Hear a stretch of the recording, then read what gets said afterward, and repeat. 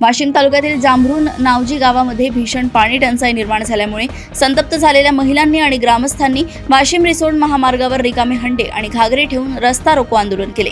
ग्रामसेवकाच्या ढिसाळ कारभारामुळे गावात नियमित पाणी पुरवठा होत नसल्याचा आरोप करत महिलांनी तत्काळ पाण्याचा पुरवठा करण्याची जोरदार मागणी केली असून प्रशासनाने त्वरित लक्ष न दिल्यास थेट जिल्हाधिकारी कार्यालयावर घागर मोर्चा काढण्याचा इशारा दिलाय।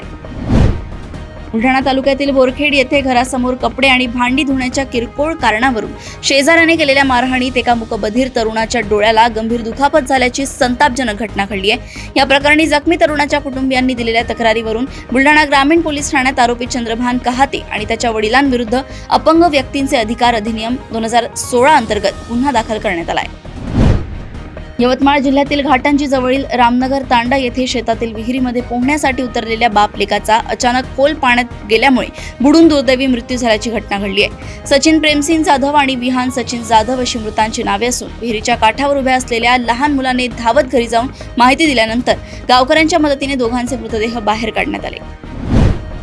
अकोला शासकीय वैद्यकीय महाविद्यालय व सर्वोपचार रुग्णालयात संसर्गजन्य आजारांच्या वाढत्या रुग्णसंख्येमुळे आरोग्य व्यवस्थेचा पुरता बोजवारा उडाला असून मंजूर 870 खाटांच्या तुलनेत तब्बल 1200 रुग्ण दाखल झाले आहेत। यामुळे रुग्णालयातील वॉर्ड क्रमांक 31 आणि 32 मध्ये रुग्णांना खाटांअभावी थेट जमिनीवर चादरे टाकून किंवा एकाच बेडवर 2 रुग्णांना झोपवून उपचार घ्यावे लागतात। रुग्ण आणि त्यांच्या नातेवाईकांकडून तीव्र संताप व्यक्त होत आहे।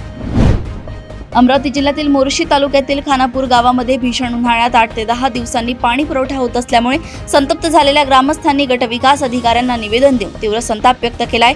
गावाला नियमित व पुरेसा पाणी पुरवठा तातडीने सुरू न केल्यास ग्रामस्थांच्या वतीने प्रशासनाविरोधात तीव्र लोक आंदोलन उभारण्याचा इशारा सामाजिक कार्यकर्ते संदीप भदाडे आणि ग्रामस्थांनी दिला आहे।